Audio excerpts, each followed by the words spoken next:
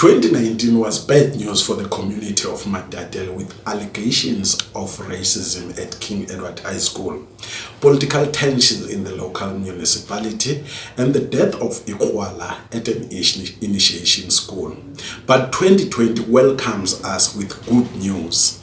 A King Edward High School student is waving a Matatiele flag high in 2019 Matric Results.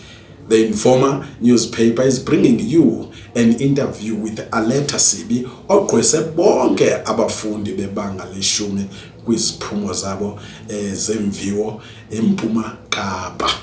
It was a very busy year. We had a lot of work, more work than all the other years, because we had a lot of exams to write, and entrance exams were something new we had to do this year. So we had to prepare for everything, and also there was stress because it's matric, it's our final year, and our admissions depend on this year. So it was rather challenging, but I think I made it. Yeah. What were the challenges really? It was mainly the workload. There was a lot of work, but I think because I was willing to work hard and I put some extra effort in, so I was able to make it. Obviously, there were sacrifices. Yeah, there were a lot of sacrifices. What did you sacrifice? A lot of sleep, firstly. Okay. Yeah, and then very little TV I watched this year. I didn't, I've never had a cell phone or social media or anything, simply because of my parents, and I believe that it gets in the way of education. So I only got my first cell phone after my last matric exam. That was on the 26th of November. So I think that was the biggest contributor towards any of my academic successes, is because I didn't have a distraction like a cell phone. Who suggested that you must put aside the cell phone? Is it you or the parents? The parents encouraged it, and I also thought it was right, so I didn't disagree or anything. Okay. Now, did you work together with your schoolmates at school? Were you working in a group, or you were just doing your own thing? Well, in my free time, when I come back from school, I didn't go to any group work or anything like that. I did my own work. But at school, we did work together in classes, and we supported each other. Yeah. Okay. What other support did you get, maybe from the community other than the parents? It was mainly from my school, and especially my principal, Mr. Harrison, and his family. They really did encourage me and support me throughout my school career, so I would like to say a big thank you to them. Okay. Now, when you get the call that you are #1 in the Eastern Cape, how did you feel? I was actually very surprised and shocked. I think I just fell onto the floor. I was like, what? Yeah.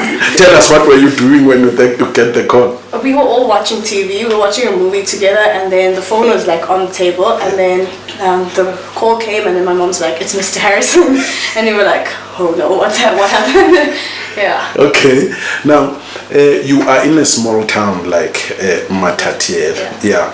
How were you received when you went to East London and to receive your trophy anyway?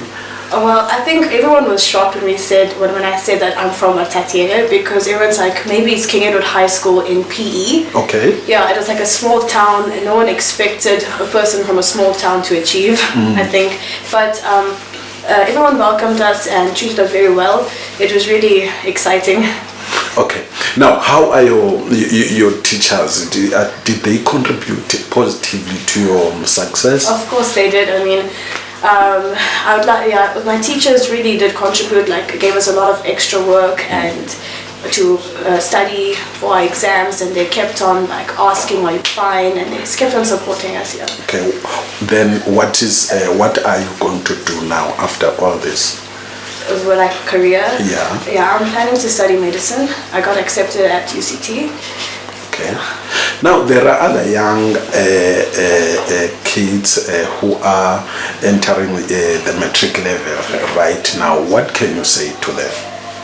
Well, through me, I can say that you don't have to be clever to achieve anything. All you need to do is work hard, and especially in your matric year, if you sacrifice your sleep and maybe some social activities, and just focus just on your academics, you can really, really achieve. high results. Do you believe that somebody from the rural areas can do like you, or it's just that you are from the King Edward High School? No. Like when we went to East London, people from the rural areas were getting 100% for maths. I mean, anyone can achieve. That is one subject that is a challenge, eh? Yeah. Why is it a challenge? I don't know. I think it's because we need practice. Like, people need to practice maths, and also need to understand maths.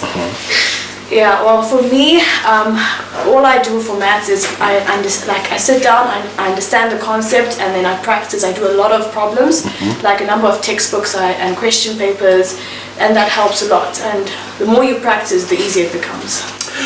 Okay, now we have a #1 student in the province in 2019, where there were allegations at school of racism and stuff like that. How did you cope?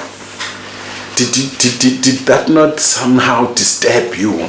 Well, I'm the head girl of the school, so as prefects we also got a bit of tension, like when people were accusing us, and we had to help the management also calm down the kids, and everyone was excited when there was a bit of drama. But it was a bit discouraging at the beginning of the year, because I think our school is a very well-disciplined school, and we have a very efficient management, and it's because of our principal and the management that we are able to excel. So it was a bit discouraging at the beginning of the year when we were accused, because personally I've never felt any racism in my direction, at least.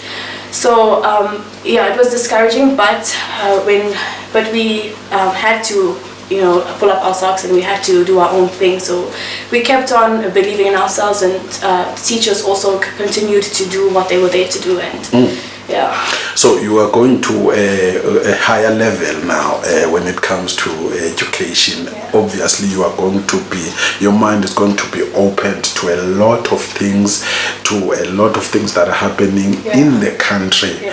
And also right now there are things that you think this one is right, this one is wrong, that is happening in the country. What worries you in our country?